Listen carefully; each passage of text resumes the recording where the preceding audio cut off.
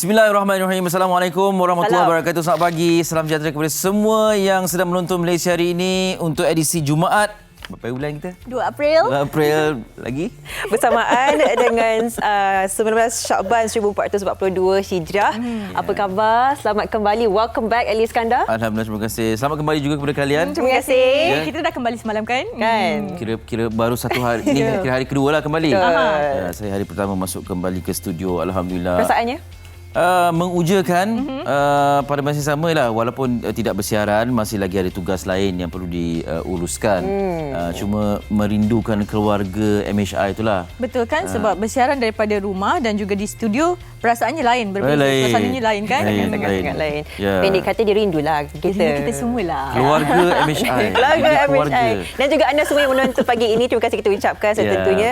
Kita semua gembira untuk kembali di set MHI untuk menemani anda di pagi hari. Dan seperti biasalah kita banyak perkongsian yang kita ingin perincikan.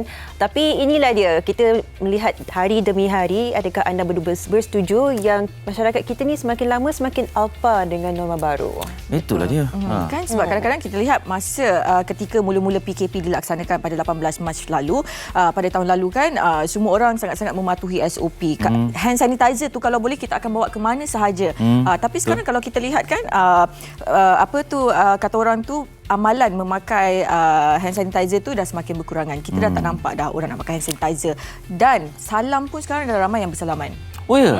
Oh, itu saya tak perasan. Ramai juga yang dah bersalaman. Kadang-kadang kalau kita jumpa kan kat majlis kenduri dan sebagainya, kita digalakkan untuk letakkan tangan di bahu dan sebagainya untuk kita, kata orang tu, mengelakkan jangkitan COVID-19. Tapi sekarang ramai fist bump, salam, jumpa. Dia dah macam satu norma yang patutnya kita kena mengamalkan budaya norma baru, tapi dalam masa yang sama sebenarnya kita alpa. Adakah kerana kes makin menurun dan sebagainya menyebabkan kita rasa keadaan sudah semakin stabil dan sebagainya? Ya, adakah disebabkan program vaksinasi berjalan dengan lancar dan kita tahu semakin ramai yang telah pun diberikan vaksin. Jadi mungkin bukan kealpaan tapi macam kesiapsiagaan yang semua akan okey. Betul. Jadi norma baharu yang menjadi norma tu akan mula ditinggalkan.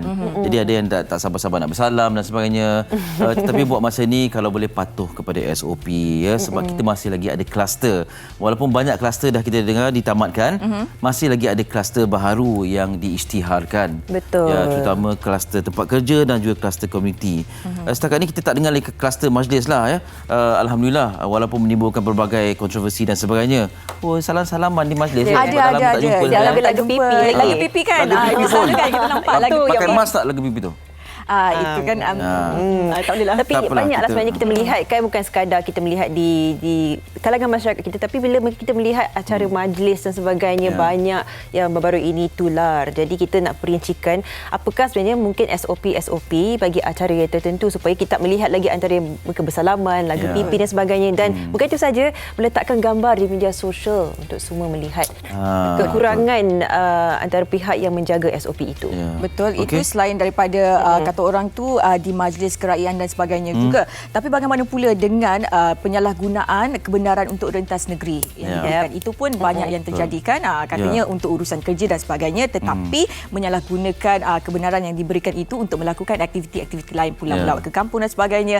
Mungkin ada yang berbulan madu. Tapi kita harapkan perkara ini tidak terlalu kata orang tu dijadikan, kita patut berwaspadalah. Jangan kita terlalu leka dan alpa kerana kita masih lagi berdepan dengan pandemik COVID-19 dan kita masih lagi berperang dengan COVID-19. Bukan kerana program vaksinasi diadakan sekarang menjadikan satu tiket untuk kita alpa dengan perkara-perkara sebegini. Okey, kita nak melihat juga bila bercakap tentang COVID-19 ni seperti biasa, dan kita menantikan juga bila kita akan berhenti membicarakan tentang statistik. Untuk laporan hari ini, jumlah kes ialah 346,678 ya, setakat 1 April. Kes baharu membabitkan 1,178. Belum turun macam yo-yo sikit lah kan. Turun sikit lah berbanding kemarin. Ya, turun sikit. Kemudian kita tak tahu lah, kita harapkan dapat jadi 3 angka balik. Betul.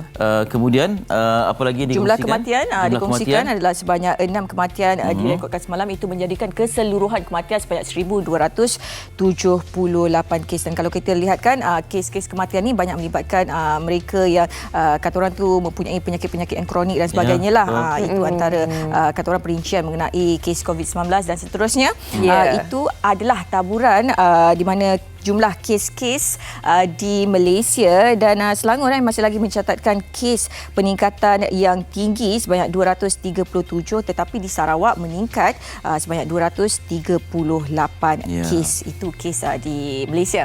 Perlis, keep it up. Release keep it up, betul. Sifar.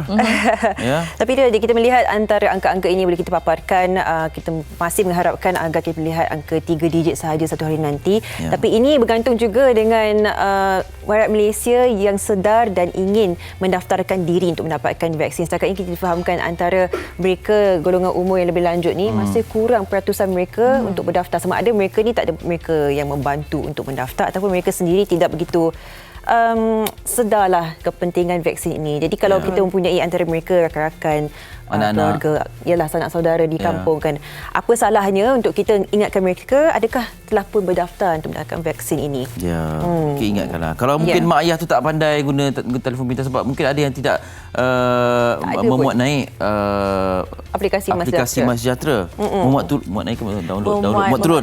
Ya. Okay, upload video kan. Aplikasi Sejahtera upload lah. Dia muat turun kan. So, boleh daftar di situ. Yeah. Okey, jadi mari kita mengambil tanggungjawab ini untuk bersama-sama melandaikan graf. Ya, terutamanya kelompok yang berpengaruh ni. Kelompok pengaruh ini bila melakukan satu perkara yang boleh mengundang kontroversi ni, nanti kemudian misal kata tindakan tidak diambil seperti mana yang sepatutnya, ia akan mengundang kecaman pula. Kenapa kelompok ni boleh, kelompok lain tak boleh pula. Betul. Kan, yang tak buat apa-apa, tak pakai topeng boleh kena compound. Yang ada majlis dan sebagainya boleh lepas pula. Jadi ini kita cuba uruskan situasi inilah bersama-sama kan. Yang berpengaruh begini, yang tidak berpengaruh pun jangan sekadar mengecam, jangan jadikan sebab mereka buat macam tu jadi kita pun boleh buat juga. Tidak semestinya begitu ya. Betul. Jadi manusia ataupun rakyat Malaysia bertanggungjawab. InsyaAllah. Boleh kita positifkan diri kita lebih sikit lah ya. Positif untuk memastikan sentiasa negatif.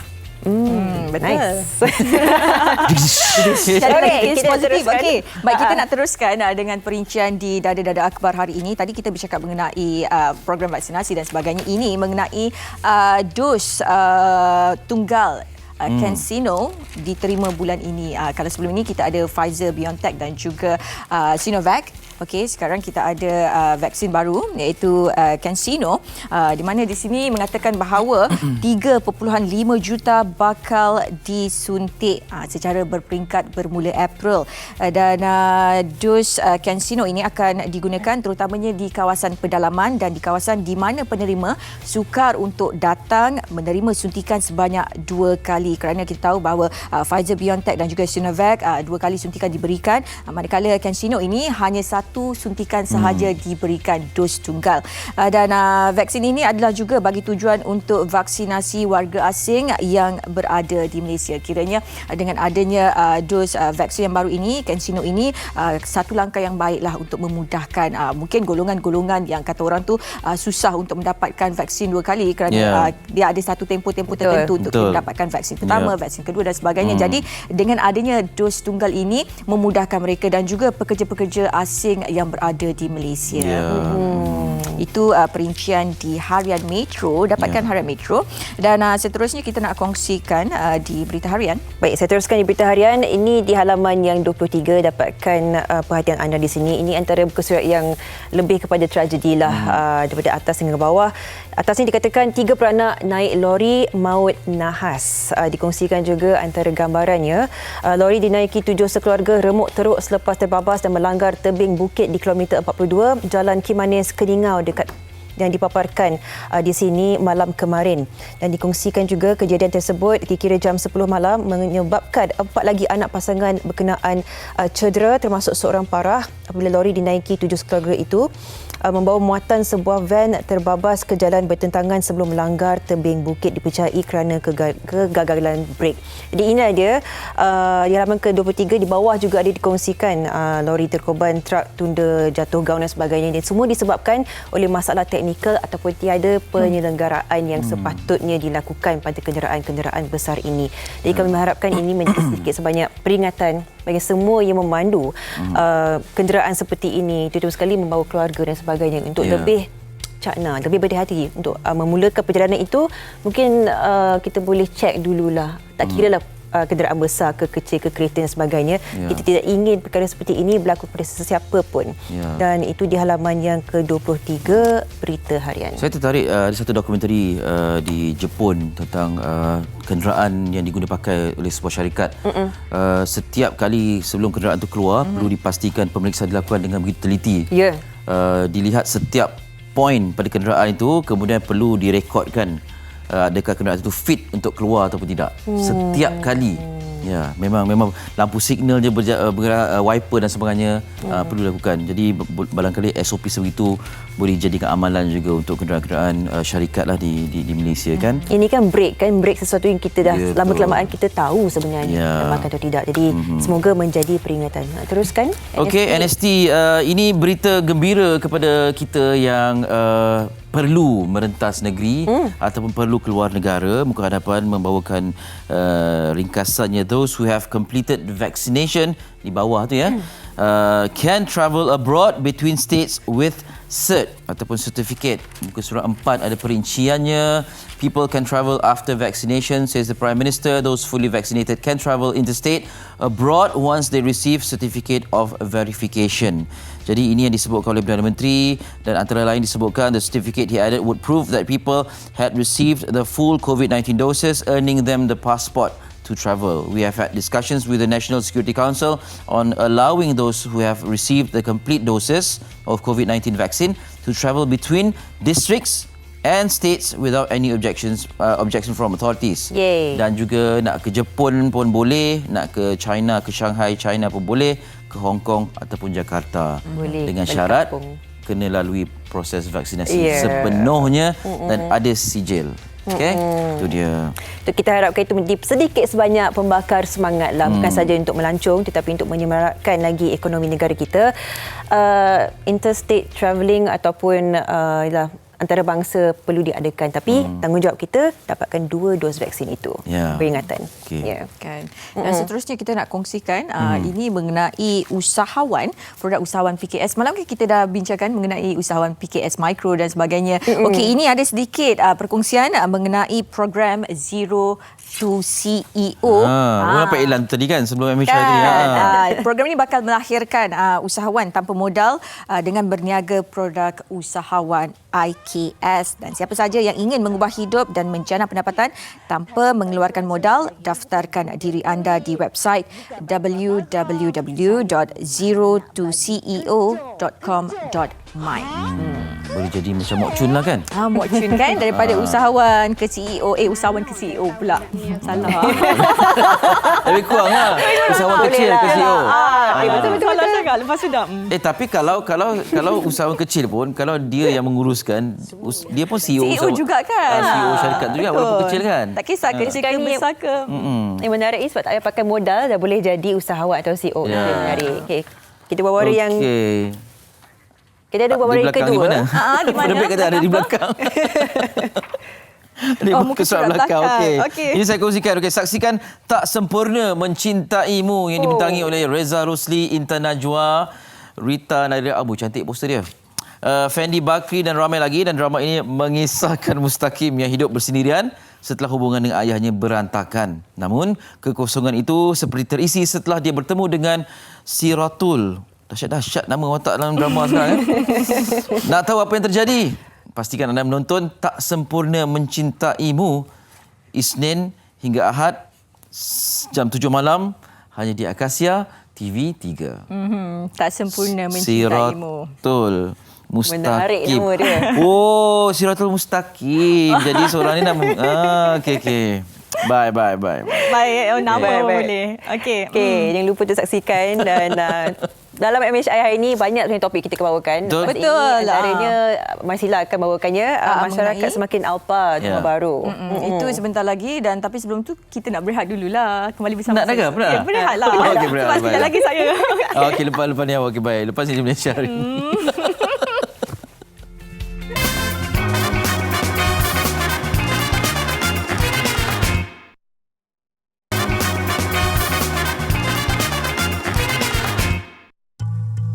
Pengalaman saya di Melaka, di area pantai Siring Melaka, kalau semua tahu, di mana saya lihat kesesakan berlaku, kemudian ada setengah tu pakai pelitup muka, ada setengah tu tak pakai pelitup muka. Penjarakan sosial tak ada. Bila beratur tu, apa yang saya lihat, tak ada orang yang mengawal. Sepanjang permatian saya, saya buat, saya cuba call pihak berkuasa untuk datang ke kawasan tersebut, dan pihak berkuasa datang bersama dengan pegawai polis memantau kawasan tersebut, dan alhamdulillah lah kemudian ada penjagaan sosial. Seperti yang kita sedia maklum, kerajaan telah menetapkan beberapa SOP yang perlu kita ikuti sepanjang penularan COVID-19 di Malaysia. Tetapi terdapat segelintir individu yang bertindak untuk melanggar SOP yang telah ditetapkan, iaitu tidak menjaga penjarakan sosial di tempat-tempat terbuka seperti kenduri, di mall dan di event-event yang besar. Saya masih lagi tak faham kenapa ada segelintir rakyat Malaysia kat luar sana masih lagi tidak mematuhi sebarang SOP. Contohnya membuat majlis keramaian tanpa mematuhi sebarang SOP, dan juga membuat surat kebenaran atas urusan kerja tapi tidak atas urusan kerja. So pada pendapat saya, lebih baik untuk kita mengikut SOP, sebab kesan kepada orang yang macam nak balik kampung ataupun atas urusan kerja mereka tidak dapat, dan juga untuk mereka yang ingin membuat kenduri tapi juga tidak dapat sebabkan atas kes-kes ataupun isu-isu yang banyak meningkat sejak keberangkatan ini kan. So kita pandemik kita belum habis lagi. So marilah kita bersama-sama menghapuskan COVID-19. Kita jaga kita. Anda masih lagi bersama kami di Malaysia hari ini. Baik, pada 18 Mac 2020 pelaksanaan PKP telah dilaksanakan di seluruh negara. Ini secara holistik, dan kita pastinya penjarakan fizikal, kebersihan diri menjadi orang kata antara agenda utama dalam memutuskan rantaian COVID-19. Tapi melihat kepada perkara ini, kebelakangan ini ramai yang dilihat semakin alpa mengenai pematuhan SOP dan sebagainya. Dan untuk perincian mengenai perkara ini, kita akan bersama dengan Profesor Dr. Sazali Abu Bakar yang merupakan pengarah Pusat Penyelidikan dan Pendidikan Penyakit Berjangkit Tropika Universiti Malaya. Assalamualaikum, Prof. Waalaikumsalam warahmatullahi wabarakatuh. Okey, baik Prof. Sebelum ni Prof ada mengatakan bahawa rakyat Malaysia mudah lupa. Itu komen Prof lah berhubung mengenai pelaksanaan kata orang ni sekarang majlis-majlis kerajaan mula diadakan dan sebagainya, melihat kepada pasaraya yang semakin sesak, pembukaan sekolah. Jadi melihat kepada perkara ini Prof, apa komen Prof mengenai rakyat Malaysia mudah lupa ni? Ya, saya rasa statement saya buat tu kerana kita lihat pada satu masa dahulu angka positif kita hampir pecah sifar tetapi apabila kita leka dan apabila berentas diri dibenarkan, kita lihat kadar angka itu naik melonjak dalam masa beberapa minggu sahaja Jadi walaupun kita lihat kebelakangan ini angka yang positif itu sedang menurun tetapi ianya masih belum lagi mencapai tahap yang mana kita boleh rasa lega kerana angka itu boleh melonjak kembali dengan kadar yang amat segera. Jadi saya rasa walaupun vaksin telah ada walaupun angka itu telah turun, kita masih belum lepas daripada cengkaman COVID-19 ini. Baik Prof, ada kajian yang mendapati bahawa sajian ataupun hidangan terbuka juga menjadi punca penularan virus COVID-19. Adakah perkara ini benar atau tidak? Ya, kemungkinan untuk penularan melalui makanan itu boleh berlaku kiranya ada mereka yang membawa virus itu, yang mana virus daripada rembesan air liur mereka jatuh pada makanan dan makanan itu dikongsikan. Sebab kita tahu virus ini hanya boleh menular melalui rembesan air liur mereka yang terjangkit. Jadi jika kita ada makanan yang terbuka, contohnya terutamanya makanan-makanan yang sejuk yang mana virus itu boleh bertahan lebih lama apabila ianya diambil oleh yang lain, boleh menyebabkan jangkitan kepada saluran makan kita kerana sel-sel di dalam perut kita pun ada yang mempunyai reseptor atau tapak yang mana virus itu boleh menyebabkan jangkitan. Baik Prof, kalau kita lihat kan masyarakat kita sekarang ni ramai yang tidak membudayakan amalan SOP yang baru, lebih-lebih lagi dengan pelaksanaan PKPP, diberi kelonggaran dan sebagainya, tetapi masih lagi mengambil kesempatan terhadap kelonggaran yang diberikan itu. Jadi pada pendapat Prof sendiri, kenapa sukar untuk masyarakat kita mengamalkan ataupun membudayakan norma baru ni Prof? Sebab ia bukan sesuatu yang lazim kita lakukan sebelum ini ya. Mungkin satu masa tempoh setahun itu belum cukup untuk mendidik rakyat kita ya.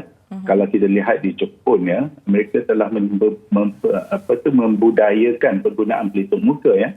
Kemungkinan akan mengambil masa yang sedikit lagi untuk kita membudayakan budaya baru yang menggunakan pelitup muka di mana sahaja, tempat-tempat yang ada perkumpulan yang ramai. Ya. Jadi kita penjarakan fizikal tu kita ni adalah di Malaysia ni, kita rakyat Malaysia ni kita mesra ya. Kita seperti berdamping antara kita dengan jarak yang dekat, tetapi jadi satu norma budaya baru yang mana kita memerlukan penjarakan fizikal itu dan juga penggunaan pelitup muka yang mungkin satu masa nanti akan menjadi satu budaya yang biasa bagi kita. Ya. Yang pentingnya saya menekankan juga peralihan udara ya. Ini satu perkara yang kurang ditekankan ya. Di mana tempat yang ada kumpulan yang ramai, peralihan udara yang cukup itu adalah amat penting. Budaya makan di luar contohnya, biarlah luar tu maknanya di satu tempat yang mana peralihan udara yang cukup berlaku ya. Yang ini kita dah biasa dengan penggunaan penghawa dingin ya. Jadi yang ini kita sepatutnya membiasakan budaya baru di mana apabila kita beramal, biarlah tempat yang terbuka dan punya peralihan udara yang baik. Selain daripada penggunaan pelitup muka dan penjarakan fizikal. Okey, maksudnya selain daripada penggunaan pelitup muka dan penjarakan fizikal, kawasan, kalau kita nak makan di luar lah, kawasan tempat kita makan itu juga memainkan peranan ya? Ya, begitu juga kalau kita hendak mengadakan majlis-majlis kerakyatan, ya, majlis kenduri kahwin, majlis kahwin, biarlah di dalam keadaan yang mana terbuka, peralihan udaranya cukup. Ya. Yang itu saya rasa perlu ditekankan. Ya. Tidak salah bagi saya kalau kita mengadakan kenduri dan sebagainya, tetapi kita mesti ingat, selain daripada penggunaan pelitup muka, penjarakan fizikal, mesti di kawasan yang mempunyai peralihan udara yang cukup. Ya. Yang itu penting. Kalau udara itu tidak cukup, tidak beralih, jika ada seorang yang mempunyai jangkitan, virus itu akan berlegar berjam-jam di dalam tempat yang tertutup seperti itu. Okey, baik Prof. Itu mengenai kata orang tu pengudaraan dan sebagainya. Jadi kalau Prof lihat sekarang kan ada setengah golongan ni yang sepatutnya menjadi kata orang tu role model untuk kita mengikuti mereka dan sebagainya. Tapi golongan inilah yang melanggar SOP, contohnya menyalahgunakan kebenaran rentas negeri dan sebagainya, mengadakan majlis perkahwinan tanpa mementingkan aspek-aspek penjarakan fizikal. Jadi melihat kepada perkara ini, apa komen Prof sendiri? Ya, yang itu saya rasa satu yang tidak patutlah. Kita SOP ini untuk semua, ya, tidak kira sesiapa pun. Kerana jangkitan itu boleh berlaku kepada semua, kepada sesiapa saja. Dia tidak ada memilih. Dia yang bagusnya virus ni, ya, baiknya dia tidak memilih.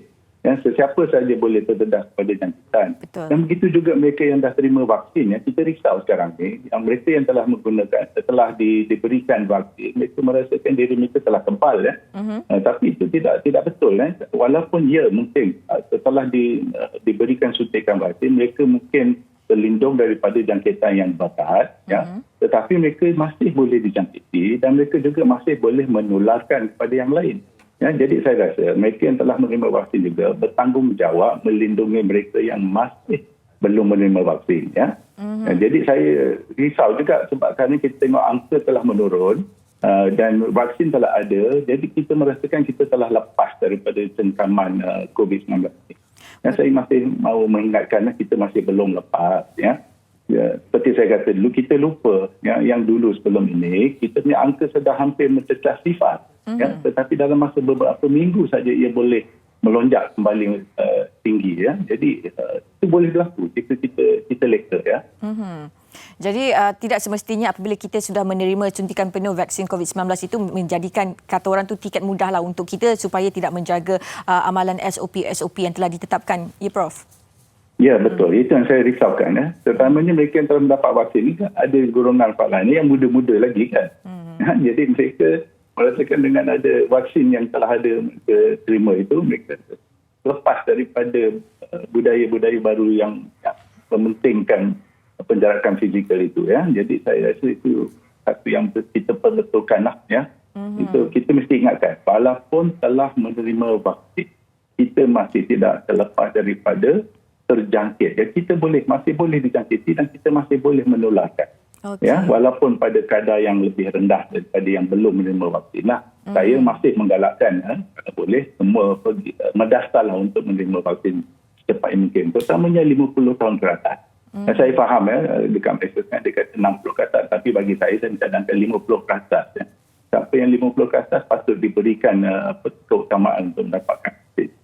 Okey, baik. Prof, kita 10 hari lagi menjelang bulan Ramadan dan kebenaran untuk bazar Ramadan telah diberikan. Jadi melihatkan kepada perkara ini, apa komen Prof sendiri apabila kita masih lagi berperang dengan pandemik COVID-19 dan dalam masa yang sama bazar Ramadan dibenarkan beroperasi. Adakah ini memungkinkan peningkatan kes dan sebagainya atau bagaimana? Komen Prof. Kita tak maulah kluster bazar Ramadan ya. Jadi saya nak mengingatkan kepada semua lah. Terutamanya penguat kuasa jugalah ya, memastikan yang SOP-SOP dipatuhi. Dan terutamanya makanan-makanan yang sejuk ni tadi ya, yang mempunyai ais ya, yang mana apabila virus rembesan air liur yang mengandungi virus itu telah terjatuh pada makanan-makanan sedemikian, ia juga boleh menyebabkan virus itu bertahan lebih lama ya. Jadi yang itu kita penting, penggunaan pelitup muka itu penting ya, kerana ia bukan sahaja melindungi diri kita, melindungi diri orang lain juga. Tapi saya lihat juga yang ada bila dia menggunakan topeng muka, apabila mereka bersin, mereka bukakan pelitup muka. Yang itu jadi itu satu yang tidak betul lah. Ya. Saya lihat beberapa kali saya lihat ramai yang apabila mereka bersin, mereka bukakan topeng muka. Jadi itu satu yang tak betul, tak patut dilakukan. Dan tujuan kita memakai pelitup muka itu adalah untuk memastikan apabila cecair badan keluar, cecair dari mulut itu keluar, ia dapat ditapis atau ditangkap oleh pelitup muka itu sendiri ya. Nah, selain daripada melindungi diri kita, kita juga perlu melindungi yang lain. Terutama kita ada mereka yang telah dijangkiti tetapi tidak mempunyai gejala. Yang itu kita risaulah. Jadi penggunaan pelitup muka, penjarakan fizikal, aliran udara yang baik itu adalah amat penting kita praktikan di mana saja kita berada di Malaysia buat masa ini. Yang paling penting sekali tanggungjawab diri sendiri. Contohnya kepada mungkin yang ingin berniaga pada bulan Ramadan nanti di bazar, dalam penyediaan makanan itu perlu menitikkan aspek kebersihan dan sebagainya supaya walaupun penyediaan dilakukan di rumah dan sebagainya perlu memakai pelitup muka. Betul Prof? Betul, ya saya. Dan untuk memastikan makanan mereka yang mereka juadah yang mereka jualkan itu juga tidak terdedah kepada rembesan air liur pembeli ya. Okey. Yang itu penting. Okey, baik Prof. Melihatkan kepada ketidakpatuhan SOP dalam kalangan masyarakat Malaysia ni, adakah Prof merasakan bahawa mungkin kita akan dilanda gelombang besar sekali lagi? Kalau kita lihatlah peningkatan kes ada turun naik dan sebagainya. Jadi bagaimana Prof? Kalau kita lihat pada statistik ya, data apabila kita boleh merentas negeri yang pertama disebabkan oleh pilihan raya ya. Apabila kita boleh merentas negeri, maka berlaku lonjakan yang mendadak. Kemudian apabila kita membuka sempadan negeri lagi sekali, yang itu kita lihat lonjakan dia lagi tinggi. Sampai sekarang ini kita masih mengalami implikasi daripada yang itu ya.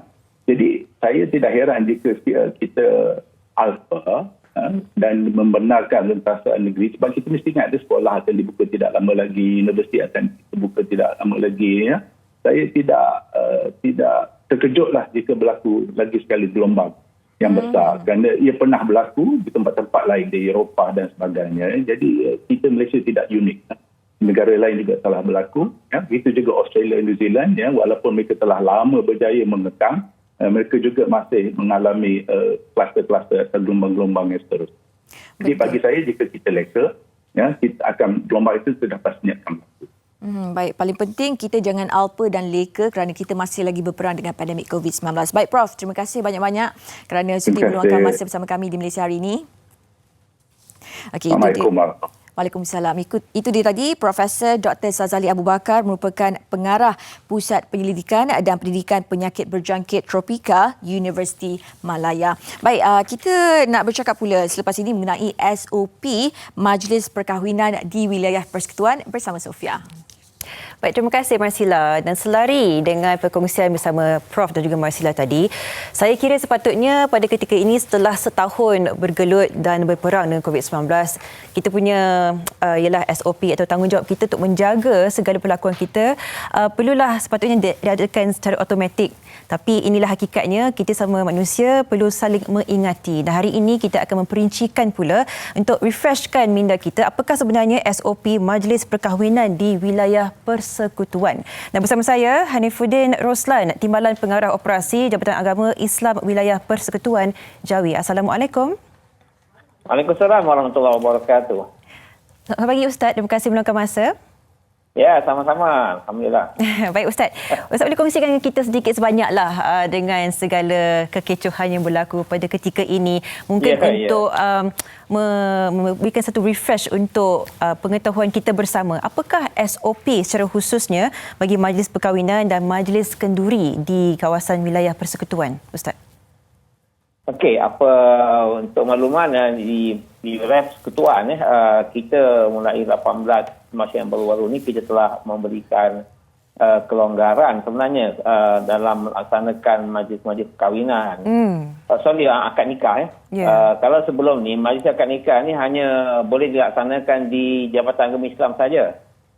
Tapi kita dah longgarkan ke masjid-masjid dan yang terbaru boleh juga dilaksanakan di hotel-hotel dan juga premis-premis yang menjalankan bisnes perniagaan untuk majlis-majlis pernikahan atau perkahwinan. Cuma saya ingin mengingatkanlah bahawa kelonggaran ini sebenarnya masih lagi tertakluk dengan SOP-SOP yang telah kita tetapkan. Kita telah melakukan SOP yang terbaru pada 18 Mac yang baru-baru ini, di mana kita masih lagi mensyaratkan bagi pasangan-pasangan yang nak menikah dan mereka yang hadir dalam majlis tersebut pertamanya kalau di pejabat atau di pejabat agama hanya 30 orang saja dibenarkan untuk hadir ini termasuk lelaki, perempuan, wali dan anggota keluarga dan juga pendaftar nikah. Baik. Yang manakala di masjid ataupun di premis-premis lain kita telah benarkan sampai ke 50 orang dari segi bilangan mereka yang boleh hadir.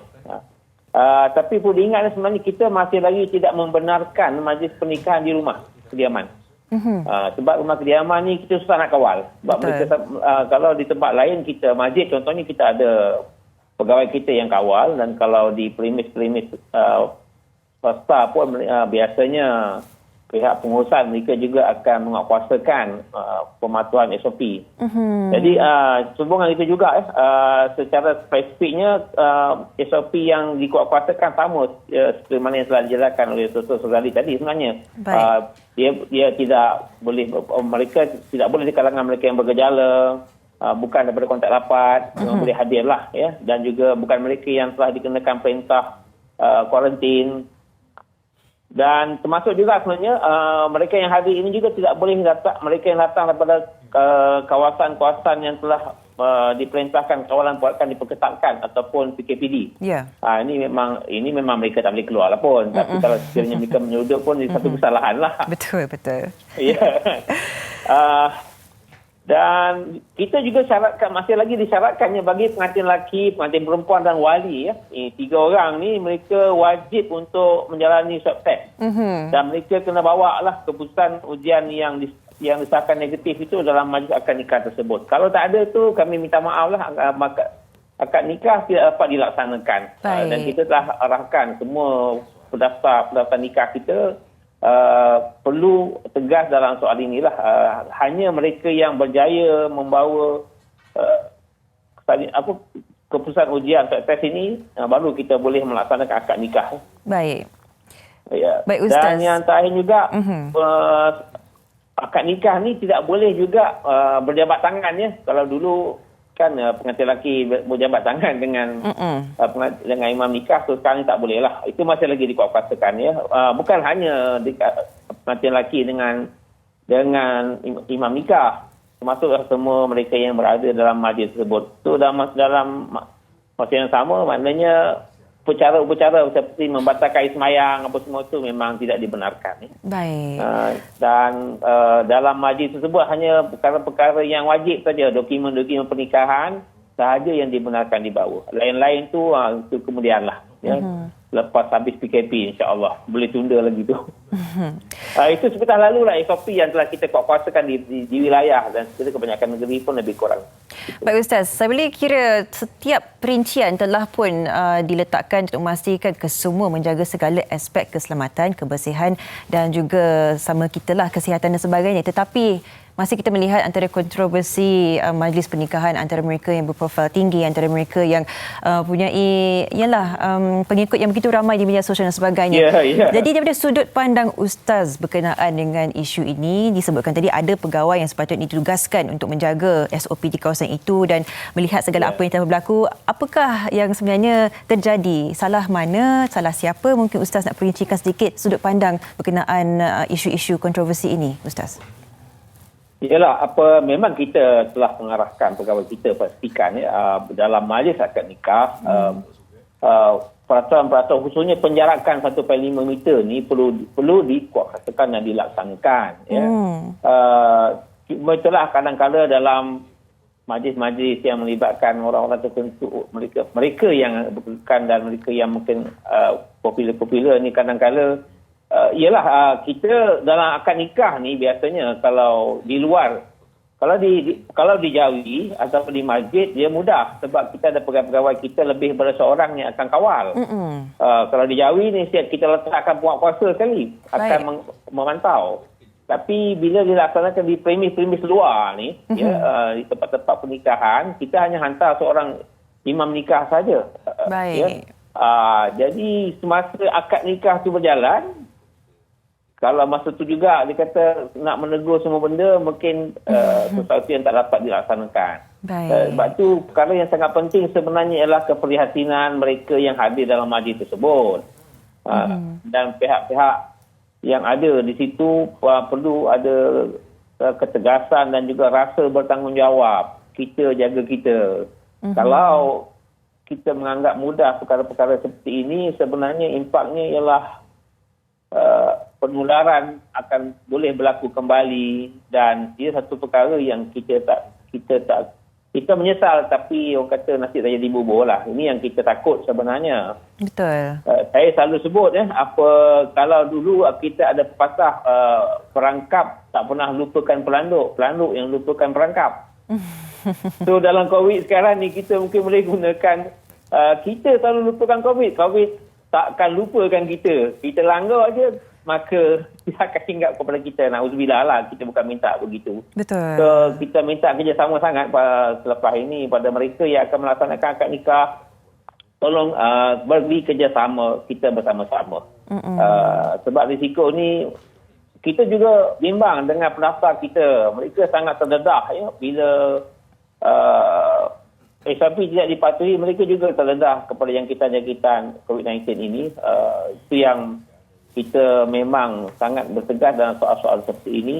Saya harap pemimpin luar yang menjalankan majlis akad nikah akan lebih tegas dan tidak bertolak ansur lah dalam soal seperti ini. Kita tak nak salah menyalah, tapi memberi ingatan untuk lebih tegas dan tidak bertolak ansur ini sangat penting. Bagaimana kita laksanakan di masjid-masjid kita. Alhamdulillah, kebanyakan mereka sangat patuh dalam topik ini. Baik, kita pun nak ucapkan terima kasih kepada Ustaz kerana sudi memberikan sedikit pandangan dan mengingatkan kita apakah sebenarnya SOP untuk menjalankan majlis pernikahan di wilayah Persekutuan. Ucapkan terima kasih kepada Ustaz Hanifuddin Roslan, Timbalan Pengarah Operasi Jabatan Agama Islam Wilayah Persekutuan Jawi. Terima kasih Ustaz. Ya, sama-sama. Assalamualaikum warahmatullahi wabarakatuh. Waalaikumsalam. Itulah dia, kita perlulah bertegas.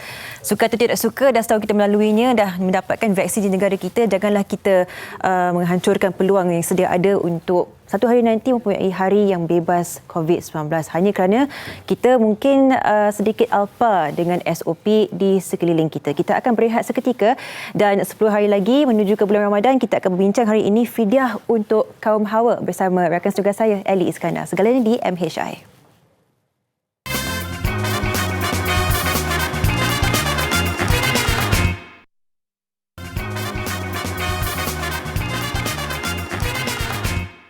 Okey, kembali dalam Malaysia hari ini dan terima kasih atas perhatian anda. Bila kita sebutkan 10 hari lagi menjelang Ramadan, pelbagai persiapan untuk meraihkan kehadiran Ramadan itu dilakukan.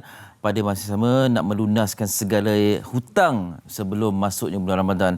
Harapnya dapat dibuat dengan lancar apabila tinggal beberapa hari sahaja lagi ni.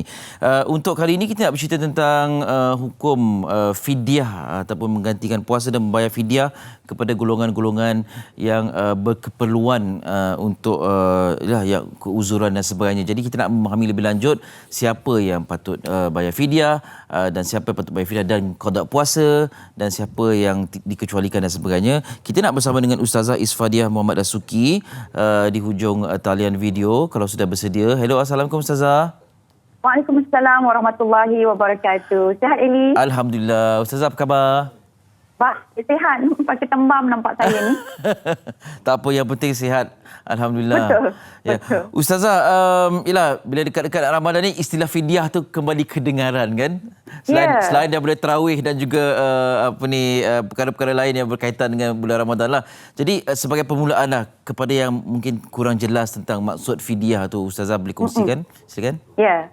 Baik, terima kasih Eli. Bismillahirrahmanirrahim. Assalamualaikum sahabat-sahabat yang dikasihi, penonton-penonton MHI. Fidyah ini dia adalah satu bayaran yang dikenakan oleh kerana kekurangan ataupun keterbatasan yang tertentu sebabkan puasa-puasa kita, puasa kita itu tidak sempurna.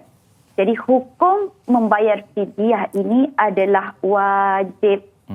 Dan berapa bayarannya pula kita kena tengok bagaimana kadar yang ditentukanlah oleh pihak yang berkuasa tempatan. Jadi Jabatan Agama Negeri masing-masing lah. Sebab kadar itu dia akan berubah mengikut negeri dan juga mengikut kadar harga beras semasa. Okey, baik, itu jelas. Golongan yang melalui melalui keterbatasan ini yang sehingga mereka ni diperlukan ataupun diwajibkan untuk membayar fidyah. Siapa Ustazah? Okey, ada 5 golongan semua Eli. Okey, dengar semua ni Okey, supaya tidak terlepas kita termasuk pula dalam golongan ni kan. Okey, yang pertama adalah wanita yang tidak sempat untuk qada puasa dia tahun itu. Iaitulah sebab apa? Sebab dia ABC, Allah bagi cuti lah. Okey, baik. Okay. Jadi itu yang pertama. Yang kedua adalah wanita yang dia mengandung, ibu-ibu yang mengandung tu, kemudian dia rasa macam risau anak dia ni nanti kena implikasi ada kesan. Kalau dia risau sendiri saja tak apa tau Eli. Ya tuan-tuan, perempuan, para penonton, kalau risau sendiri sajalah nanti tak larat lah. Saya tak larat. Pasal baby tak ada masalah. Yang itu hanya qada je. Okay. Tapi kalau dia terasa anak dia nanti ada kesan ke ada sebab risau anak, maka dia kena qada puasa dan bayar fidyah. Okey, yang ketiga adalah ibu-ibu yang menyusukan. Okey, situasi dia sama dengan ibu-ibu yang hamil tadi. Dia takut kalau dia menyusukan nanti susu dia itu berkurangan, anak tu tak cukup makan, tak cukup kenyang. Yang itu dia kena qada puasa dia plus bayar fidyah. Okey, so tapi kalau dia hanya risau, alah nanti tak larat sebab dia menyusukan kan, dia teringat diri dia kan gastrik lah pula. Dia risaukan diri dia saja. Memadai qada saja. Okey. Itu yang ketiga. Yang keempat adalah golongan yang uzur, dia sakit dan dia ini mungkin perlu konsisten makan ubat Eli. Jadi doktor kata, cik tak boleh puasa lah ni sebab kena makan ubat on time. So kalau yang ini orang tua yang Ramadan tu cepat confirmkan berapa hari yang dia betul-betul tak boleh.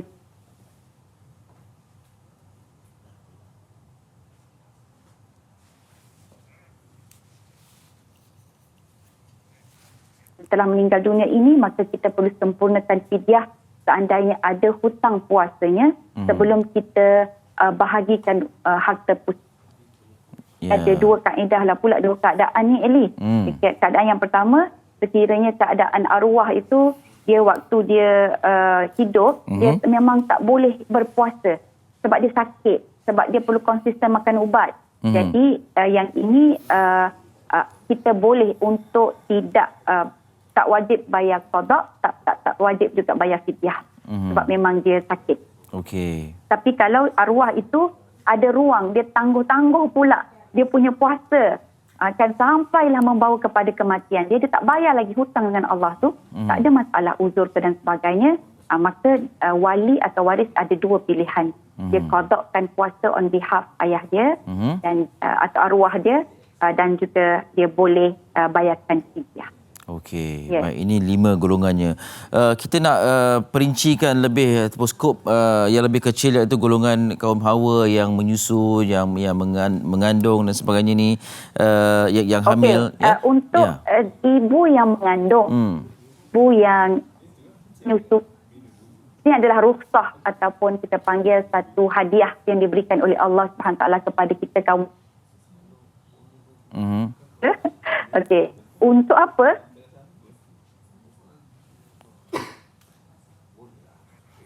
Ustazah, Hamil. maaf Ustazah, audio sedikit kurang jelas. Kadang-kadang dengar, kadang-kadang tak dengar. Mungkin Ustazah boleh ulang apa yang Ustazah sebutkan? Ya. Okey, saya ulang balik kepada ibu-ibu yang mengandung, yang menyusukan. Dalam hal ini adalah rukhsah ataupun hadiah daripada Allah Subhanahu Taala kepada kita lah. Lelaki tak termasuk. Jadi yang perempuan, yes, yang hamil dan yang menyusukan itu. Jadi kita jaga kesihatan diri kita. Dan salah makanan yang berkualiti. Kita dapat hadiah ni, bukan bermakna kita tak perlu bayar. Jadi kita tak bayar, boleh ganti qada puasa atau. Okey, Ustazah. Ya. Ustazah, maafkan Ustazah, masih lagi terputus-putus perbualan kita. Barangkali kita boleh cuba sekejap lagi, sebab kita nak uruskan situasi teknikal, sebab ini satu yang sangat-sangat penting yang perlu kita fahami, ya. Bagaimana Putus lagi, Eli? Ya. Ya, saya pun macam kurang dengar sikit. Itulah dia. Kita akan cuba hubungi Ustazah sekali lagi lepas ni, insya-Allah. Okey. Untuk perincikan. Sementara tu saya boleh kongsikan apa yang kita fahami tentang fidyah ini. Hukum bayar fidyah adalah wajib dan ia wajib disempurnakan mengikut bilangan hari yang ditinggalkan, dan juga menjadi satu tanggungan ataupun hutang kepada Allah Subhanahu Wa Taala sekiranya tidak dilaksanakan. Jadi terdapat situasi seperti disebutkan 5 golongan yang perlu melunaskan ataupun membayar fidyah ini yang dikira wajib, dan skop kita hari ini lebih menjurus kepada golongan wanita. Satu ialah wanita hamil dengan syarat dibimbangi keselamatan bayi yang dikandungnya seperti dikhawatiri berlaku keguguran, ya, dan golongan ini seperti Ustazah sebutkan tadi dikenakan untuk membayar fidyah dan juga menggantikan ataupun qada puasa yang ditinggalkan.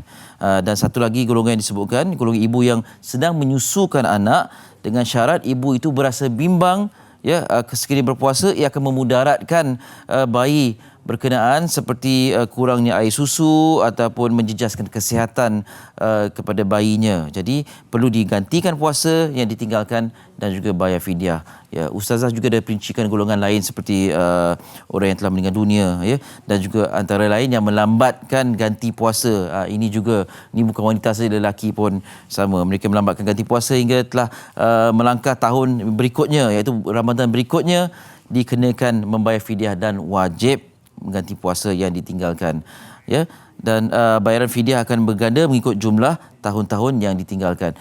Kita cuba nak mendapatkan kembali Ustazah Isfadiah. Hello, Assalamualaikum Ustazah. Nampaknya hari ini agak mencabar sedikit situasi, kita nak memahamkan lebih lanjut tentang perkara ini. Tapi rata-rata banyak maklumat boleh dicapai di dalam talian. Kalau boleh fahami lebih lanjut, terutama anda yang mungkin ada hutang puasa yang belum dilunaskan lagi, kan?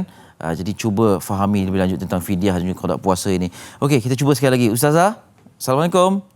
Waalaikumsalam warahmatullahi wabarakatuh. Okey, alhamdulillah. Ya, dengar suaranya. Agak putus-putus, ya. Itulah dia. Okey. Harapnya sekarang ni okey. Baik, Ustazah. Jadi kalau boleh saya nak tanya kepada dua golongan ini, golongan kaum hawa yang menyusu dan juga yang hamil ini. Jadi ganti puasa itu perlu dilakukan sejurus pada Ramadan yang sebelum Ramadan yang akan datang, ataupun 1 tahun lagi selepas itu? Okey Ustazah, masih lagi kita menghadapi situasi teknikal ni. Teruskan Ustazah, teruskan. Kita cuba lagi macam mana? Tak berapa jelas. Okey. Silakan Ustazah. Okey. Nampaknya kita terpaksa berbincang pada masa lain Ustazah. Terima kasih banyak-banyak. InsyaAllah kalau ada kesempatan dalam tempoh sebelum masuknya Ramadan ini, kita akan kembali menjemput Ustazah Isfariah untuk memperincikan tentang hal berkaitan dengan fidyah ini. Tapi seperti yang saya kongsikan tadi, banyak capaian maklumat berkaitan dengan fidyah dan qada puasa ini boleh anda perolehi dalam talian. Cuba faham lebih lanjut. Dan paling penting, maklumat yang diperolehi daripada portal online yang sahih, seperti Majlis Agama, Jabatan Agama Islam Negeri dan sebagainya.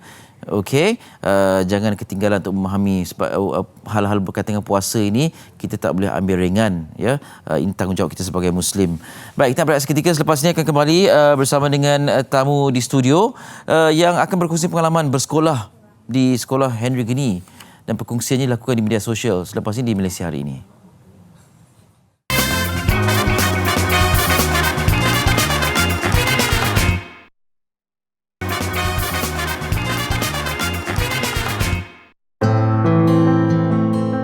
Bagi saya, kegagalan itu adalah satu platform ataupun satu suntikan semangat untuk diri saya. Sebab apabila saya dah rasa pahitnya kegagalan, saya juga ingin nak rasa manisnya kejayaan. Dilahirkan pada tanggal 3 Oktober 1999, Muhammad Izzat Daniel Abdullah atau lebih mesra disapa Ijat merupakan bekas penghuni sekolah Henry Geni, Teluk Mas, Melaka. Macam kita naik basikal, nak kekalkan keseimbangan, kita perlulah terus mengayuh untuk sampai ke destinasi. Begitu juga dengan kehidupan. Kalau kita terus give up dan tak teruskan perjalanan, sampai bila-bila kita takkan dapat apa yang kita impikan. Bermula Disember tahun lalu, anak sulung daripada 4 adik-beradik ini telah memberanikan diri berkongsi pengalaman ketika berada di sekolah itu. Perkongsian yang dibuat menerusi laman sosial TikTok dan YouTube itu rata-rata mendapat perhatian warganet. Bapa kepada seorang anak ini telah meraih lebih 80,000 pengikut di TikTok, sekitar 8,000 di Instagramnya dan kira-kira 45,000 orang yang mengikutinya di laman YouTube.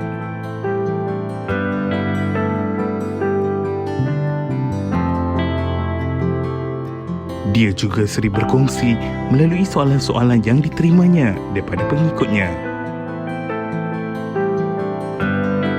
Menurut Ijat, dia dimasukkan ke sekolah Henry Geni selepas ditangkap oleh polis susulan terbabit kes pecah rumah ketika berusia 17 tahun. Baik, anda masih bersama kami di Malaysia Hari Ini dan anda baru saja saksikan sedikit pengenalan bagi seorang individu yang saya kira sangat hebat, Muhammad Izzat Daniel Abdullah. Mempunyai pengalaman 3 tahun sebagai penghuni di sekolah Henry Geni, Teluk Mas, Melaka. Dan so tentunya apa yang lebih hebat lagi, beliau sangat berani untuk berkongsikan pengalaman dan pengajaran yang beliau pelajari sepanjang 3 tahun itu di laman media sosial, di TikTok, YouTube dan sebagainya. Bersama kita hari ini, saya perkenalkan Muhammad Izzat Daniel Abdullah. Assalamualaikum. Waalaikumsalam. Terima kasih. Terima kasih juga meluangkan masa. Mungkin nak kongsikan sedikit sebanyaklah.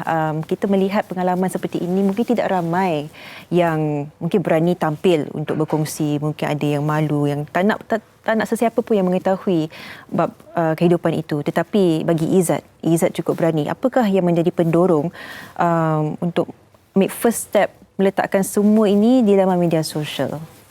Okey, bismillahirrahmanirrahim. Asalnya saya waktu saya di Henry Geni, waktu saya masuk mula, penghuni tak seramai yang sampai 2,000.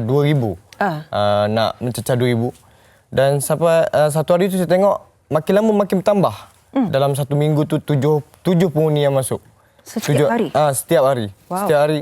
Dan saya pun kesian bila tengok penghuni-penghuni baru, bila masuk dia orang tidur depan tandas, tempat keluar masuk tu. Dia orang tidur dekat situ dengan kotornya kan. Saya jadi macam kesian tengok saya. Saya dah senior, tapi bila saya tengok junior, saya dia kesian. Jadi bila saya bebas, saya cari bagaimana saya nak kurangkan jumlah penghuni lah. Saya usahalah untuk kurangkan kes jenayah dalam Malaysia ni. Saya gunakan platform TikTok dan YouTube untuk kongsikan pengalaman yang di Henry Geni ni bukanlah tempat yang seronok. Dan saya cubalah untuk kurangkan kesejahteraan Malaysia. Wow.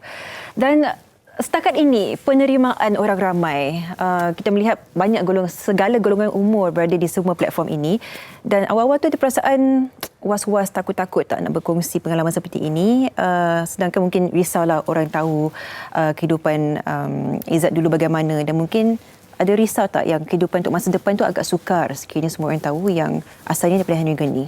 Okay, saya pegang satu je kata-kata, dalam kehidupan ni perlu ada pengorbanan.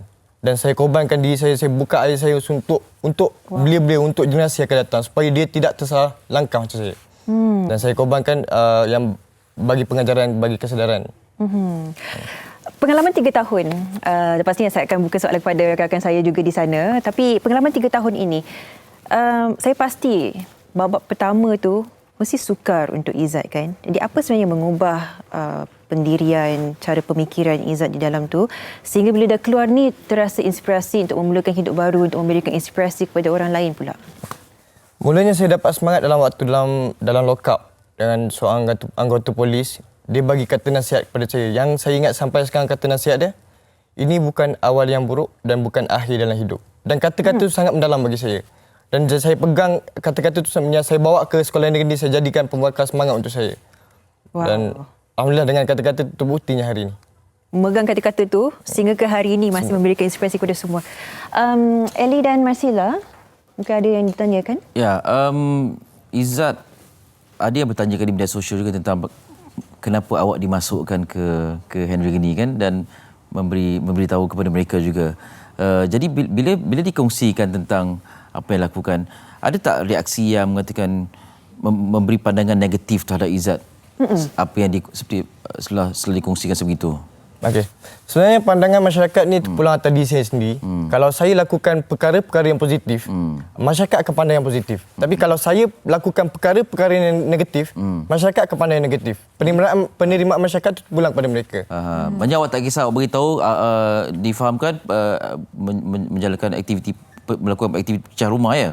Pada usia 17 tahun, jadi itu ditempatkan ke Henry Gandhi.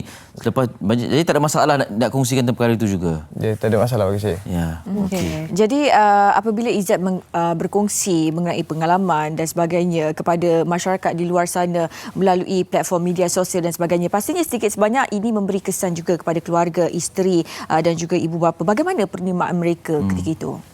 Okey. Keluarga orang yang paling pertama yang support saya, yang tak pernah yang selalu bagi nasihat kepada saya. Dia terima je apa yang saya buat, dia tetap sokong. Sebab dia cakap inilah yang terbaik untuk dia. Saya tolong bantu generasi akan datang.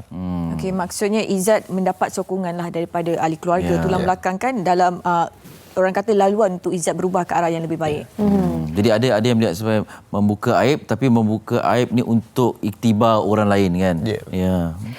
Kalau boleh, kita nak kenal Izzat dengan lebih lanjut, lebih dalam lagi. Saya pasti ni itu pengalaman di Henry Gandhi itu sebelumnya, mungkin kehidupan masa awal remaja dan sebagainya.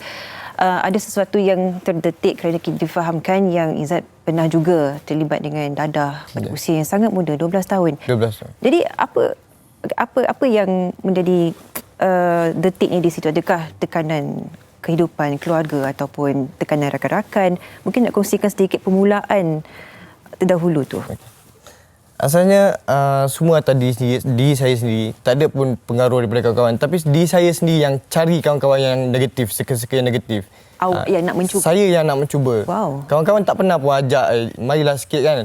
Cuma saya yang cari dia orang, orang kata dadah ni dapat kurangkan tekanan. Tapi bila saya dah duduk dalam kelompok dadah tu, dadah ni memberi kita lebih tertekan lagi. Dan jadi macam bila saya tertekan jadi macam hilang saya jadi luar tindakan, luar daripada kebiasaan. Dan start pada situ dah saya berani untuk buat kes jenayah untuk dapatkan duit nak beli dadah tu. Wow. Bila dah terjebak sekali tu, itulah permulaan dia yang jenayah selepas jenayah dan sebagainya. Dan kita difahamkan pada usia 17 tahun ya, apabila kes pecah rumah tu berlaku. Anda mengambil tanggungjawab sepenuhnya dengan kawan awak juga yang juga melakukan jenayah tersebut. Dan kawan itu berjaya untuk teruskan untuk duduk SPM dan sebagainya. Mengapa awak mengambil keputusan itu untuk 100% ambil tanggungjawab untuk menerima hukuman tu dan bukan bersama dengan rakan? Okay, waktu saya umur 17, saya dah tak bersekolah. Saya dibuang sekolah. Dan sahabat saya lagi ni, dia masih bersekolah. Dan tahun tu adalah tahun SPM untuk dia. Dan saya bila berbincang balik duduk dalam lokap, kami berbincang, menangis, semua dia menangis, dan saya pun sedih. Dan saya bercakap, biarlah soal siasat ni, statement ni semua atas saya. Nanti dia dah bebas, belajar elok-elok. Dan saya ingat saya terpulang pada Tuhan, sama ada Tuhan nak tempatkan saya di negeri ataupun Tuhan nak bagi saya bebas. Waktu tu saya berserah pada Tuhan. Tapi masa detik tu Izzat tak terfikir macam masa depan awak sendiri macam mana ketika tu? Okay, waktu tu saya fikir yang saya akan dibebaskan. Waktu tu saya yang berani untuk buat keputusan tu. Tapi malangnya saya tak dibebaskan. Baik. Jadi Izzat tidak dibebaskan dan dihukum dihantar ke Henry Geni selama 3 tahun mengambil peperiksaan SPM di Henry Geni. Jadi pernah tak terlintas dalam fikiran Izzat menyesal mengambil segala tanggungjawab terhadap kesalahan yang dilakukan bersama kawan-kawan? Okey. Bila sampai di Henry Geni, asalnya memang saya rasa menyesal, tapi bila sampai di Henry Geni, saya rasa ada hikmah Allah nak tunjuk. Daripada saya tak pandai nak solat, sebelum ni tak pandai nak solat, tapi bila dia ni dia didik dengan agama, saya tahu sikit-sikit tentang agama, dan saya ambil SPM juga di Henry Geni. Jadi keputusan di SPM di Henry Geni kabarnya begitu membanggakan? Alhamdulillah. Izzat, saya tertanya-tanyalah, sebab awak punya satu conscience yang sangat mendalam, satu perasaan kebertanggungjawaban. Perasaan ini timbul ketika selepas menjadi penghuni Henry Geni ataupun masa melakukan jenayah, masa membesar sebagai remaja tu, perasaan takut dan perasaan rasa bersalah membuat jenayah tu ada juga masa tu. Cuma sebab dah terikat dengan dadah kan, jadi terpaksa lakukan perkara tu. Ke masa tu tak sedar? Waktu sebelum masuk Henry Geni, saya dah hayal dengan dadah. Saya jadi macam tak sedar. Dan tak ada perasaan takut, ni semua tak ada. Bersalah semua tak ada? Tak ada. Okey, bila masuk Henry Geni baru kesedaran tu timbul lah. Okey. Kau boleh saya tanyakan satu soalan yang mungkin sedikit personal lah, sedikit peribadi kan. Kita difahamkan juga pada usia yang agak muda pernah berkahwin, mempunyai seorang cahaya mata dan kini telah pun berpisah kan. Dia mungkin setakat ini macam mana hubungan dengan keluarga, dengan bekas isteri, anak-anak dengan anak ada masih berhubung? Bukan keadaan mereka? Okey, dengan anak tu dia jaranglah dengan saya sebab saya dah tinggal dia selama 3 tahun dan dia pun mungkin tak kenal saya. Tapi bila saya jumpa dia tu, dia macam naklah bermain dengan saya. Alhamdulillah bekas isteri saya tu masih bagi lagi saya jumpa anak. Dan bekas mak mentua saya pun tetap bagi sokongan pada saya. Saya bercakap dengan Izzat ni kan macam seorang yang sangat-sangat kuat orang dia. Dia bercakap dengan penuh, kita sangat-sangat steady. Padahal sedangkan awak telah melalui begitu banyak pengalaman yang saya tak boleh bayangkan pada usia yang sangat muda. Apabila berada di Henry Geni, saya pasti permulaannya adalah satu tempoh yang sukar dan apabila telah mula untuk membiasakan diri dan sebagainya. Berapa lama di dalam Henry Geni itu yang Izzat rasa seseorang mampu untuk kita boleh henti melakukan jenayah, boleh mulakan kehidupan baru. Semangat itu datang selepas berapa lama? Nak serasi dengan keadaan di sekolah negeri, saya mengambil masa yang setahun juga untuk hilang kesedihan, untuk lupakan dunia-dunia luar. Dalam masa setahun itulah saya bentuk diri saya berazam, tanamkan azam yang saya nak pulang dengan satu kejayaan. Dan apa tindakan saya untuk pergi ke arah kejayaan itu? Apa usaha saya? Dan saya fikir-fikir, saya pergilah untuk akademik dan saya pulang nak bagi kegembiraan kepada keluarga saya. Izzat, pastinya selepas 3 tahun di Henry Geni keluar dan berubah menjadi lebih baik, ada tak kawan-kawan lama yang cuba-cuba datang kepada Izzat untuk mengajak semula kembali ke jalan gelap yang dulu? Itu pada awal saya dibebaskan. Waktu tu je ada kawan-kawan yang cuba kontak saya dan saya berfikir panjang, kalau nak lepak boleh tapi lepak kat kedai. Itu je yang saya cakap pada dia. Ya, awak tak putuskan talian tu, tapi awak ada cuba tak untuk bukan membetulkan tetapi untuk menasihatkan kawan-kawan yang masih... Saya masih mencuba untuk tu sebab saya dah rasa situasi tu. Kalau diorang rasa tersisih, dipinggirkan, lagilah diorang akan buat perkara-perkara negatif. Patut masyarakat perlu bagi sokongan, rapatkan hubungan supaya dia rasa macam ada peluang untuk dia berubah. Ada yang masih kisahkan diri dia. Ya, betul. Ali?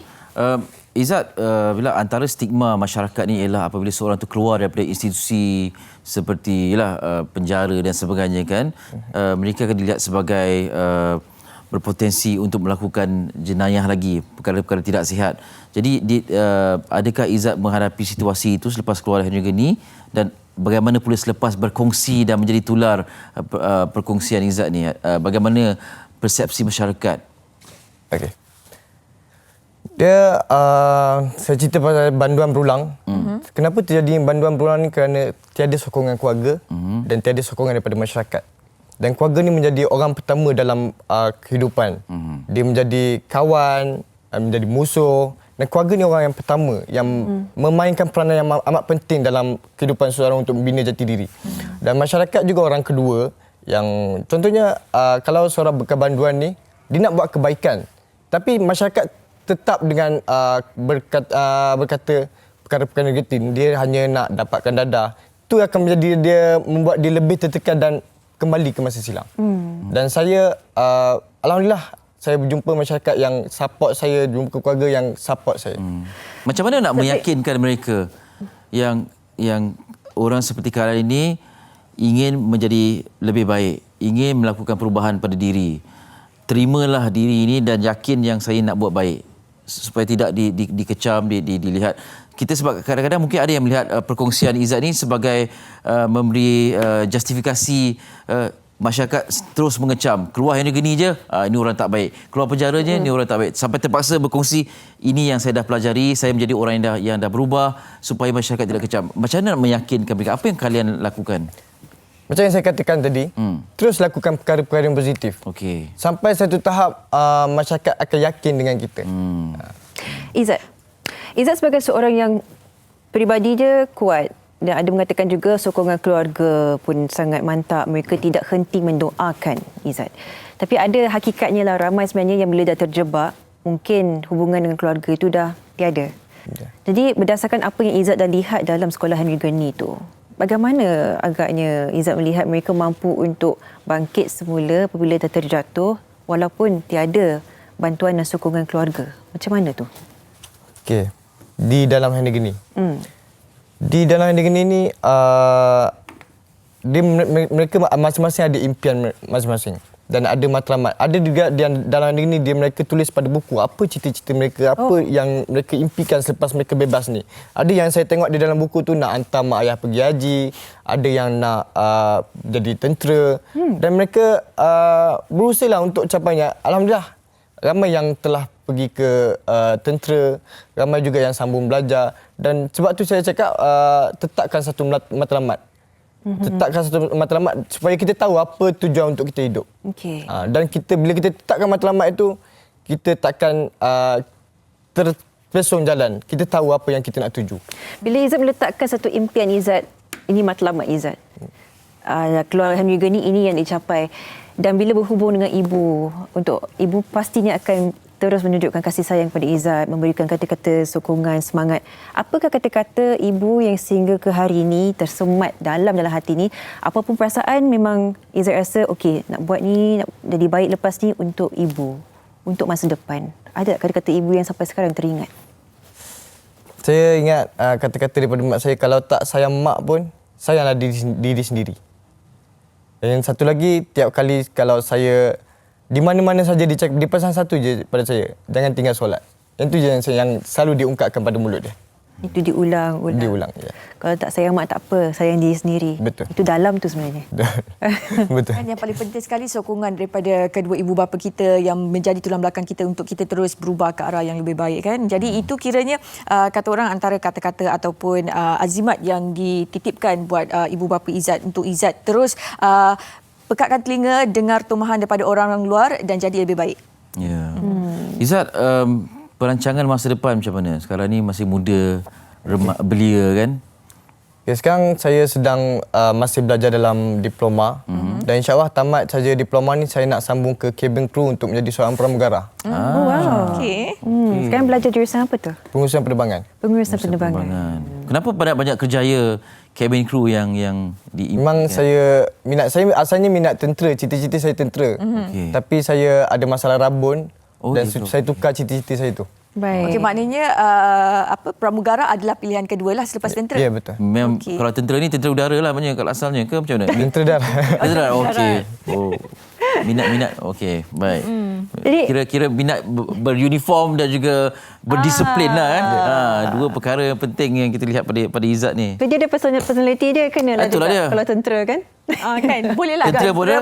Pramugara Pramugara boleh. Pramugara boleh. Saya rasa ramai akan tertarik bila berjumpa dengan Izzat di dalam kabin nanti. Kan? Itulah dia. Kira itu adalah perancangan Izzat selepas mungkinlah pekerjaan itu selepas pandemik ini berakhir. Jadi sekarang apa aktiviti yang Izzat Ya. lakukan?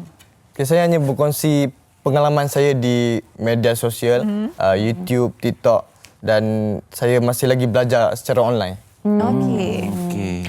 Jadi perancangannya di TikTok dan juga YouTube ni dah dapat begitu banyak orang dah tahu Izzat siapa, pengalaman macam mana. Ada tak lepas ini mungkin perangkaan pengalaman lain pula yang dikongsikan bersama anak-anak muda ni? Ada terfikir tak apa konten-konten lain nak dikongsikan? Pernah? InsyaAllah saya pun berfikir untuk membuat short film. Short film bagi saya throwback balik kenangan-kenangan saya. Saya jadikan jalan cerita tu dan tak samalah dengan dalam ini, tapi saya akan cerita lain. Dia berbeza dengan apa yang kita tengok dalam cerita Juvana itu, lain di Henry Gendi. Kalau di Henry Gendi, cerita Juvana kita ada tilam kan, ada katil, tapi di Henry Gendi kami hanya berbekalkan dengan blanket. Dan kami hanya tidur atas lantai. Maksudnya apa yang dipaparkan di drama itu tidak sama seperti realitinya. Ya, betul. Okey, mungkin Izzat boleh ceritakan lebih lanjut mungkin apa yang kita sebagai orang luar kan yang tidak tahu keadaan di Henry Geni itu bagaimana, mungkin Izzat boleh kongsikan. Okay, kalau kita tengok dalam cerita Juvana tu, warden dia mendidik secara menggunakan kekejaman, kekerasan. Tapi di Henry Geni ni selagi kita tidak buat salah, selagi tu kita tidak akan didenda. Dan di Henry Geni mendidik dia tak sampai mendera. Tiada kekerasan lah digunakan. Ada kekerasan. Ya, Kita nak buka talian. filem tu kena ada elemen dramatik di situ lah. Ya, tapi di alam nyata pastinya pemulihan, disiplin itu diterapkan lah, khususnya di Henry Geni itu sendiri. Jadi bila perancangan skrip dah ada ke ataupun macam mana short film ni? InsyaAllah dalam perancangan, masih dalam perancangan. Bila agak-agak kami boleh tengok? Dalam bulan lepas raya. Di YouTube. Di YouTube. Wow. Lepas penggambaran dah mula lah ni. InsyaAllah dia baru nak start. Alhamdulillah. Izzat sendiri ke yang akan berlakon? Ya, saya dengan kawan-kawan saya. Okay, kita nak buka talian 0377261603 pagi. Pastinya ada persoalan dari anda semua. Kita dah ada pemanggil. Baru buka talian. Okey, kita pemanggil di talian Nurul Ain dari Sarawak. Selamat pagi. Assalamualaikum. Selamat pagi. Waalaikumsalam. Ain sihat ya? Soalannya kepada Izzat. Ya, saya kat sini nak cakap, saya tengok pasal Izzat. Ya Allah, saya deep betul lah pasal dia, walaupun saya tak tengok, tak follow sepenuhnya pasal dia. Tapi saya sangat teruja lah, hebat betul lah Izzat ni. Saya nak doakan semoga kehidupan Izzat tambah lagi baik, sihat, murah rezeki. Dan orang kata dengan kedua ibu bapa tu lagi, orang kata kasih sayang tu lagi bertambah dan semoga semuanya berjaya dan baik-baik untuk Izzat. Amin. Terima kasih Ain. Sama. Mendoakan, kita semua mendoakan kerana kisah seperti Izzat ni orang kata sangat rare. Dah keluar Henry Geni masih mempunyai semangat yang tinggi, ingin cita-cita sebagai pramugara dan sebagainya. Dan ialah kalau dijadikan satu mungkin sedikit kata-kata yang kuatlah untuk disampaikan kepada anak-anak muda sekiranya mereka menonton sekarang ini. Mungkin ada di antara mereka yang mempunyai masalah keluarga, mungkin ada yang hampir terjebak dengan najis dadah dan sebagainya. Sekiranya mereka menonton, apakah satu perkara yang Izzat nak sampaikan kepada mereka? Okay. Satu je dari saya, jika kegagalan yang kita cari, itulah yang kita akan jumpa pada masa depan. Tapi jika kejayaan yang kita cari, usaha itu perlu teruskan. Sebab kejayaan tidak akan datang dengan mudah. Bila kita usaha dan terusaha, insya-Allah Allah akan hadirkan sebuah kejayaan. Nak teruskan momentum usaha itu, kita sebagai manusia ni ada naik turunnya, perasaan kita ada yang positif, negatif. Bagaimana nak seimbangkan semua itu supaya kita terus cekal lah seperti Izzat? Okey. Bila kita jaga hubungan dengan Tuhan, Tuhan akan jaga kita. Itu saja. Dia short and sweet. Tapi itulah dia hakikatnya. Kalau kita jangan lupa dirilah dengan segala apa yang kita lakukan kan. Mungkin selepas ini kita nak tahulah daripada sudut pandang Izzat sendiri melihat situasi di Henry Gani. Kalau mereka yang sedang menonton, mungkin ada yang mereka masih berada di sana. Apakah kata-kata semangat yang boleh diberikan kepada anak-anak muda ini? Okay, kata-kata semangat kepada orang-orang macam saya. Okey, apa ni? Kita perlu belajar daripada kesilapan. Sebab apa? Guru yang terbaik dalam kehidupan adalah belajar dari kesilapan. Baik. Kita belajar, bangkit dan usaha, InsyaAllah kita pasti akan dapat apa yang kita impikan. Baik. Baik, kita ada pemanggil yang seterusnya di talian. Assalamualaikum, selamat pagi. Assalamualaikum. Cik Sanwati daripada Jeran Tut Pahang. Soalannya kepada Izzat, silakan. Soalannya. Cik Izzat, apa khabar? Alhamdulillah sihat. Cik Izzat, apa khabar? Alhamdulillah sihat. Makcik sungguh terharu dengan cara pembelajaran. Baik Puan terharu ya. Pelajaran Cik Izzat bagaimana menuju masa depan. Baik. Puan nak bagi kata apa-apa lagi ke kepada Izzat? Kata-kata daripada makcik. Maknanya Cik Izzat terus belajar dan belajar sampai ke Menara Gading. InsyaAllah. InsyaAllah. Terima kasih Puan Sanwati. Baik Izzat, saya pastilah kita buka talian sahaja mendapat begitu banyak respon yang cukup baik, positif daripada semua yang mungkin baru mengenali Izzat. Bila berada di TikTok, di YouTube, melihat respon orang ramai, melihat sokongan yang padu bertubi-tubi datang ke Izzat. Pernah menjangkakan tak apabila perkongsian Izzat ini menjadi tular, menjadi sesuatu yang dibahaskan orang ramai? Pernah menyangka ataupun bila diletakkan tu rasa macam apa yang jadi, jadilah? Saya pun tak pernah menjangka sampai ke tahap ini. Saya hanya niat saya hanya untuk bagi pengajaran. Saya nak bagi tahu yang Henry Gani ni bukanlah tempat yang seronok. Jadi Izzat, mungkin selepas ini Izzat ada perancangan untuk melakukan lebih banyak aktiviti-aktiviti kebajikan, ceramah-ceramah ataupun memberikan motivasi kepada anak-anak muda di luar sana bersama dengan rakan-rakan Izzat yang mungkin bekas pelajar Henry Gani. Ya. Sekarang saya dengan salah satu NGO iaitu Projek Ribbon Kuning di bawah Kementerian Belia dan Sukan. Dan Projek Ribbon Kuning ni banyak bantu dan menekankan kepada bekas-bekas pesalah juwana dan bekas-bekas banduan di mana kami pergi hantar bekerja ataupun yang minat untuk belajar, kami pergi hantar belajar. Okay. Dan kepada yang tak tahu, yang bekas-bekas banduan yang tak tahu hala tuju dia nak ke mana selepas dibebas, boleh pergi boleh cari untuk Projek Ribbon Kuning, insya-Allah kami akan membantu dia dari segi pekerjaan. Macam mana nak cari Ribbon Kuning? Okey, type je di Facebook Projek Ribbon Kuning ataupun Belia Mahir. Projek Ribbon Kuning. Okey.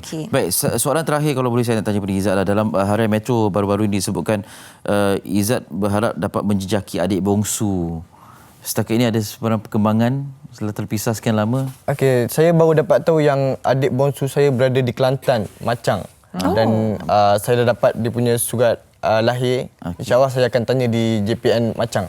Dan akan terus menjejakinya lah. Usianya sepatutnya berapa? Usia 16 tahun. 16 tahun. Belum berhubung lagi? Belum lagi, tak pernah berhubung. Allah. Sebab berpisah masa usia 5 bulan ya adiknya? Ya, saya umur 5 bulan. Saya umur 5 bulan. Saya umur 5 bulan, saya dah duduk dengan keluarga angkat. Okey. Terpisah sejak kecil. Ya, sejak kecil. Baik. Okey, jadi insyaAllah kita doakan yang terbaik lah. Dipermudahkan urusan, betul? Penemuan yang dinantikan lah bagi kedua-dua pihak, dan kita memang berterima kasih lah, setinggi terima kasih kepada Izzat kerana meluangkan masa. Kita pun rasa terinspirasi juga. Betul. Kan? Saya kira Izzat ni walaupun usianya yang sangat muda, 22 tahun, tapi cara bercakapnya melihatkan kematangan Izzat sendiri kan? Betul. Sewajarnya dilantik sebagai ikon Projek Ribbon Kuning ini. Betul. Ya, sebagai beri inspirasi kepada anak-anak muda di luar sana. Nanti kalau dah berjumpa dengan adik, insya-Allah nanti berkongsilah dengan kami di media sosial ya.